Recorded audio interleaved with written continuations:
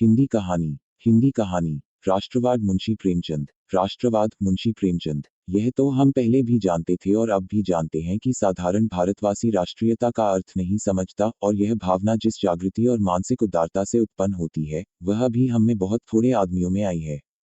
लेकिन इतना जरूर समझते थे कि जो पत्रों के संपादक हैं, राष्ट्रीयता पर लंबे लंबे लेख लिखते हैं और राष्ट्रीयता की वेदी पर बलिदान होने वालों की तारीफों के पुल बांधते हैं, उनमें जरूर यह जागृति आ गई है और वह जात पात की बेड़ियों से मुक्त हो चुके हैं। लेकिन अभी हाल में भारत में एक लेख देखकर हमारी आंखें खुल गईं और यह अप्रिय अनुभव हुआ कि हम अभी तक केवल मुंह से राष्ट्र राष्ट्र का गुल मचाते हैं, हमारे दिलों में अभी वही जाति भेद का अंधकार छाया हुआ है। और यह कौन नहीं जानता कि जाति भेद और राष्ट्रीयता दोनों में अमृत और विष का अंतर है। यह लेख किन्हीं निर्मल महाशय का है, और यदि यह वही निर्मल है जिन्हें श्रीयुत ज्योति प्रसाद जी निर्मल के नाम से हम जानते हैं, तो शायद वह ब्राह्मण हैं। हम अब तक उन्हें राष्ट्रवादी समझते थे, पर भारत में उनका यह लेख देखकर हमारा विचार बदल गया, जिसका हमें दुख है। हमें ज्ञात हुआ कि वह अब भी उन पुजारियों का, पुरोहितों का और जनेऊधारी लुटेरों का हिंदू समाज पर प्रभुत्व बनाए रखना चाहते हैं, जिन्हें वह ब्राह्मण कहते हैं, पर हम उन्हें ब्राह्मण क्या, ब्राह्मण के पांव की धूल भी नहीं समझते। निर्मल की शिकायत है कि हमने अपनी 3/4 कहानियों में ब्राह्मणों को काले रंगों में चित्रित करके अपनी संकीर्णता का परिचय दिया है, जो हमारी रचनाओं पर अमिट कलंक है। हम कहते हैं कि अगर हमें इतनी शक्ति होती तो हम अपना सारा जीवन हिंदू जाति को पुरोहितों, पुजारियों, पंडों और धर्मोपजीवी कीटाणुओं से मुक्त कराने में अर्पण कर देते। हिंदू जाति का सबसे घृणित कोट, सबसे लज्जाजनक कलंक यही टिकेपंथी दल है, जो एक विशाल जोंक की भांति उसका खून चूस रहा है, और हमारी राष्ट्रीयता के मार्ग में यही सबसे बड़ी बाधा है। राष्ट्रीयता की पहली शर्त है समाज में साम्य भाव का दृढ़ होना। इसके बिना राष्ट्रीयता की कल्पना ही नहीं की जा सकती। जब तक यहाँ एक दल समाज की भक्ति, श्रद्धा, अज्ञान और अंधविश्वास से अपना उल्लू सीधा करने के लिए बना रहेगा, तब तक हिंदू समाज कभी सचेत न होगा। और यह दल 10-5 लाख व्यक्तियों का नहीं है, असंख्य है। उसका उद्यम यही है कि वह हिंदू जाति को अज्ञान की बेड़ियों में जकड़ कर रखे, जिससे वह जरा भी चूं न कर सके। मानो आसुरी शक्तियों ने अंधकार और अज्ञान का प्रचार करने के लिए स्वयंसेवकों की यह अनगिनत सेना नियत कर रखी है। अगर हिंदू समाज को पृथ्वी से मिट नहीं जाना है, तो उसे इस अंधकार शासन को मिटाना होगा। हम नहीं समझते आज कोई भी विचारवान हिंदू ऐसा है जो इस टिकेपंथी दल को चिरायु देखना चाहता हो, सिवाय उन लोगों के जो स्वयं उस दल में हैं और चुकौतियां कर रहे हैं।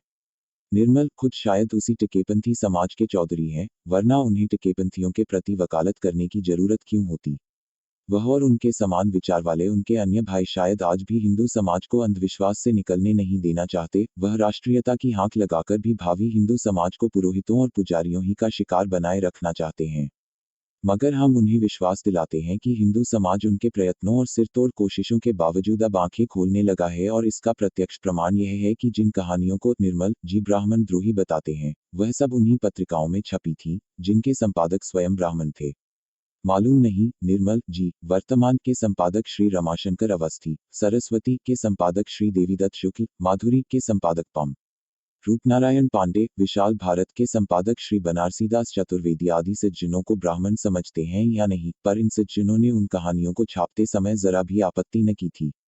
वे उन कहानियों को आपत्तिजनक समझते तो कदापि न छापते। हम उनका गला तो दबा न सकते थे। मुरव्वत में पढ़कर भी आदमी अपने धार्मिक विश्वास को तो नहीं त्याग सकता। ये कहानियां उन महानुभावों ने इसीलिए छापी कि वे भी हिंदू समाज को टिकेपंथियों के जाल से निकालना चाहते हैं। वे ब्राह्मण होते हुए भी इस ब्राह्मण जाति को बदनाम करने वाले जीवों का समाज पर प्रभुत्व नहीं देखना चाहते। हमारा ख्याल है कि टिकेपंथियों से जितनी लज्जा उन्हें आती होगी, उतनी दूसरे समुदायों को नहीं आ सकती, क्योंकि यह धर्मोपजीवी दल अपने को ब्राह्मण कहता है। हम कायस्थ कुल में उत्पन्न हुए हैं और अभी तक उस संस्कार को न मिटा सकने के कारण किसी कायस्थ को चोरी करते या रिश्वत लेते देखकर लज्जित होते हैं। ब्राह्मण क्या इसे पसंद कर सकता है कि उसी समुदाय के असंख्य प्राणी भीख मांगकर, भोले भाले हिंदुओं को ठगकर, बात बात में पैसे वसूल करके, निर्लजता के साथ अपने धर्मात्मापन का ढोंग करते फिरें। यह जीवन व्यवसाय उन्हीं को पसंद आ सकता है जो खुद उसमें लिप्त है, और वह भी उसी वक्त तक जब तक कि उनकी अंधस्वार्थ भावना प्रचंड है और भीतर की आंखें बंद हैं। आंखें खुलते ही वह उस व्यवसाय और उस जीवन से घृणा करने लगेंगे। हम ऐसे सज्जनों को जानते हैं जो पुरोहित कुल में पैदा हुए, पर शिक्षा प्राप्त कर लेने के बाद उन्हें वह टिकापंथपन इतना जघन्य जान पड़ा कि उन्होंने लाखों रुपए साल की आमदनी पर लात मार स्कूल में अध्यापक होना स्वीकार कर लिया। आज भी कुलीन ब्राह्मण पुरोहितपन और पुजारीपन को त्याज्य समझता है और किसी दशा में भी यह निकृष्ट जीवन अंगीकार न करेगा। ब्राह्मण वह है जो निष्प्रिय हो, त्यागी हो और सत्यवादी हो। सच्चे ब्राह्मण महात्मा गांधी, मदन मोहन मालवीय जी हैं, नेहरू हैं, सरदार पटेल हैं, स्वामी श्रद्धानंद हैं। वह नहीं जो प्रातःकाल आपके द्वार पर करताल बजाते हुए निर्मल पुत्र देही भगवान की हाँक लगाने लगते हैं, या गणेश पूजा और गौरी पूजा और अलम गलम पूजा पर यजमानों से पैसे रखवाते हैं, या गंगा में स्नान करने वालों से दक्षिणा वसूल करते हैं, या विद्वान होकर ठाकुर जी और ठकुराइन जी के श्रृंगार में अपना कौशल दिखाते हैं, या मंदिरों में मखमली गावतकिए लगाए वेश्याओं का नृत्य देखकर भगवान से लौ लगाते हैं।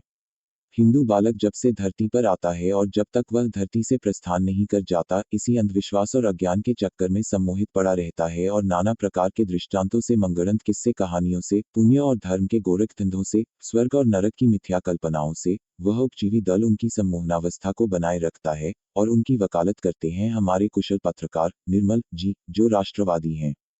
राष्ट्रवाद ऐसे उपजीवी समाज को घातक समझता है और समाजवाद में तो उसके लिए स्थान ही नहीं।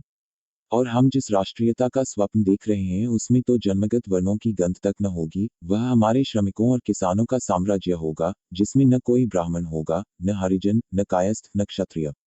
उसमें सभी भारतवासी होंगे, सभी ब्राह्मण होंगे या सभी हरिजन होंगे।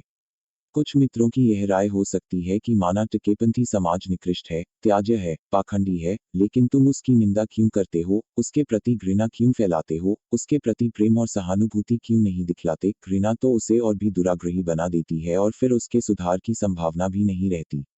इसके उत्तर में हमारा यही नम्र निवेदन है कि हमें किसी व्यक्ति या समाज से कोई द्वेष नहीं। हम अगर टिकेपंथीपन का उपहास करते हैं, तो जहां हमारा एक उद्देश्य यह होता है कि समाज में से ऊंच नीच, पवित्र अपवित्र का ढूंढ मिटावे, वहां दूसरा उद्देश्य यह भी होता है कि टिकेपंथियों के सामने उनका वास्तविक और कुछ अतिरंजित चित्र रखें, जिसमें उन्हें अपने व्यवसाय, अपनी धूर्तता, अपने पाखंड से घृणा और लज्जा उत्पन्न हो, और वे उसका परित्याग कर ईमानदारी और सफाई की जिंदगी बसर करें और अंधकार की जगह प्रकाश के स्वयंसेवक बन जाएं।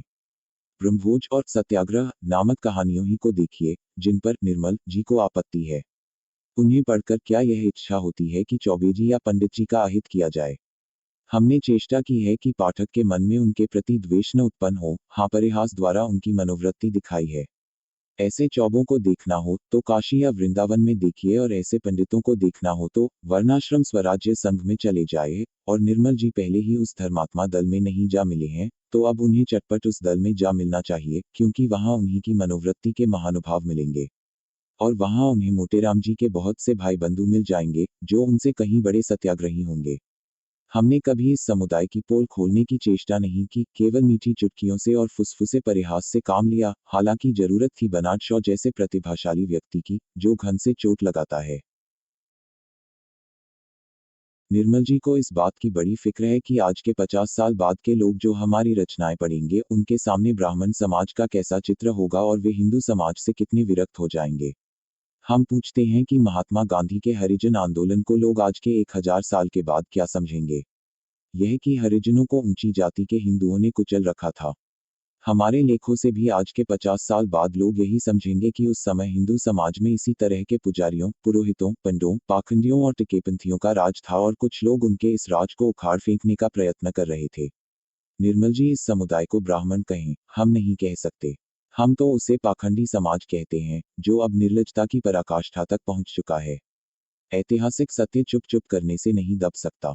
साहित्य अपने समय का इतिहास होता है, इतिहास से कहीं अधिक सत्य। इसमें शर्माने की बात अवश्य है कि हमारा हिंदू समाज क्यों ऐसा गिरा हुआ है, और क्यों आंखें बंद करके धूर्तों को अपना पेशवा मान रहा है, और क्यों हमारी जाति का एक अंग पाखंड को अपनी जीविका का साधन बनाए हुए है। लेकिन केवल शर्माने से तो काम नहीं चलता। इस अधोगति की दशा सुधार करना है। इसके प्रति घृणा फैलाए, प्रेम फैलाए, उपहास कीजिए या निंदा कीजिए, सब जायज है, और केवल हिंदू समाज के दृष्टिकोण से ही नहीं जायज है, उस समुदाय के दृष्टिकोण से भी जायज है, जो मुफ्तखोरी, पाखंड और अंधविश्वास में अपनी आत्मा का पतन कर रहा है और अपने साथ हिंदू जाति को डुबोए डालता है। हमने अपने गल्पों में इस पाखंडी समुदाय का यथार्थ रूप नहीं दिखाया है, वह उससे कहीं पतित है। उसकी सच्ची दशा हम लिखें तो शायद निर्मल जी को तो न आश्चर्य होगा, क्योंकि वह उसी समुदाय के एक व्यक्ति हैं, लेकिन हिंदू समाज की आंखें जरूर खुल जाएंगी। मगर यह हमारी कमजोरी है कि बहुत सी बातें जानते हुए भी उनके लिखने का साहस नहीं रखते, और अपने प्राणों का भय भी है, क्योंकि यह समुदाय कुछ भी कर सकता है। शायद इस सांप्रदायिक प्रसंग को इसीलिए उठाया भी जा रहा है कि पंडों और पुरोहितों को हमारे विरुद्ध उत्तेजित किया जाए। 8 जनवरी 1934 को हंस में प्रकाशित